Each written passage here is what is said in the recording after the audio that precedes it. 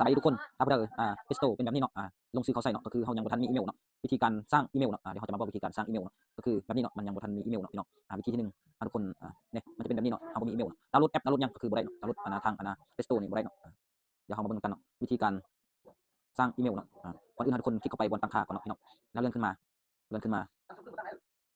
บน Google แล้วก็ลงซื้อเขาใส่รอท่าหน่อยนึงเนาะพี่น้องอย่าลืมกดไลค์กดแชร์ด้วยพี่น้องกดติดตามช่องเดี๋ยวแล้วก็กดบอลสร้างบัญชีแล้วก็ตัวที่1เนาะสำหรับใช้งานตัวที่1เนาะแล้วเขาก็เขียนชื่อเนาะที่อยู่ของเขาเนาะบอลซื้อเขาซื้อยังกับพิมพ์เป็นภาษาอังกฤษเลยเนาะสมมติว่าพวกนี้เป็นไอ้เคยเขาเนาะเราซื้อคอนซี่เขาก็พิมพ์ภาษาอังกฤษเข้าไปแล้วก็กดคัดไปเขาใช้นามสกุลหรือบ่ใช้ก็บ่เป็นหยังแล้วเขาเลือกวันที่เดือนปีเกิดเนาะทุกคนจดไว้เนาะเพื่อเขาลืมเนาะถ้าเขาลืมแล้วเขาก็เบิ่งตามที่เขาตั้งไว้เนาะวันที่เดือนปีแหละที่อยู่แล้วก็เบอร์โทรศัพท์เนาะเขาก็เบิ่งตามหรือว่าเขาจะเดาก็ได้เนาะหรือว่าเขาจะใส่เป็นมันคือตามบัตรประจำตัวก็ได้เนาะพี่น้องเขาก็ใส่ไปตามที่เขาอยากใส่แล้วเกิดวันที่เดือนปียังก็ใส่แล้วแล้วก็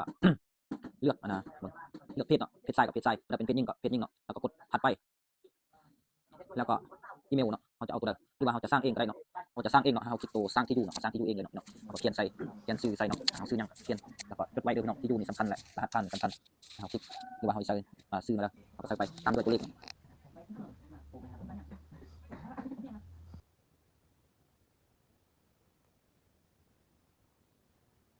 แล้วก็ใส่จุดเลยเนาะใส่จุดหรือว่าคลิกเข้าไปเนาะแล้วเขาจดรหัสผ่านเนาะเขาอยากใส่รหัสผ่านยังเขาก็จดใส่เป็นภาษาอังกฤษแล้วก็ตัวเลขเลยเนาะพี่น้องอย่าลืมเด้อเพื่อเป็นการรักษาบ่ให้คนอื่นมาแฮกเนาะเขาใส่ให้มันยากเนาะบ่แนะนำให้ใส่ตัวเลข1 2 3 4 5 6 7 8แบบง่ายๆหรือว่า8ตัวนี่บ่ได้เนาะเขาต้องใส่เป็นภาษาอังกฤษแล้วก็ตัวภาษาอังกฤษแล้วก็ตัวเลขหรือว่าใส่จุดใส่จำก็ได้เนาะถ้าเขาเอาบิ๊กหรือว่าเอาขึ้นมาจดไว้เนาะรหัสผ่านแล้วก็ที่อยู่อีเมลหรือว่าเบอร์โทรศัพท์เนาะมันได้แล้วเนาะเดือนปีเกิดช่างนั้นไว้เนาะคลิกถัดไปเนาะคลิกกดถัดไปแล้วก็เลื่อนขึ้นมาแล้วก็กดเพิ่มเติมเลื่อนขึ้นมาแล้วก็กดบอลตัวนี้เนาะส่งการช่วยเหลือเป็นบางคำบางข่าวแล้วก็กดยอมรับรอท่าหลังจากนั้นก็กดยอมรับมันจะเป็นการสิ้นสุดแล้วเนาะวิธีการสร้างอีเมลแล้วให้เราเลื่อนขึ้นมาลองคลิกเข้าไปบนGoogle หรือว่าคลิกเข้าไปบน Google แล้วทำการสลับบัญชีแล้วเราคลิกบนตั้งค่าแล้วก็บัญชีเปลี่ยนบัญชีมันจะสลับแล้วเนาะมันจะสลับเป็นบัญชีใหม่ที่เราตั้งเมื่อกี้เนาะให้เรากลับมาวันนี้เราลองเข้าไป Pesto เนาะมันจะให้เรากดยอมรับแล้วก็กดเริ่มใช้งานแล้วก็กดครับไว้ตกลงไว้เขาหลัง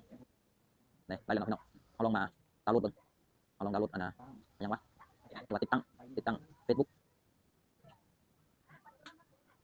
โอ้กำลังจะได้เนาะรอท่าสักหน่อยพี่น้องเบิ่งว่ามันจะได้หรือบ่ได้เนาะนี่กำลังขึ้นเนาะนี่ไปแล้วเนาะพี่น้องถ้าคลิปนี้มีประโยชน์ก็อย่าลืมกดไลค์กดแชร์และกดติดตามช่องเพื่อเป็นกำลังใจให้คลิปต่อไปเด้อพี่น้องขอ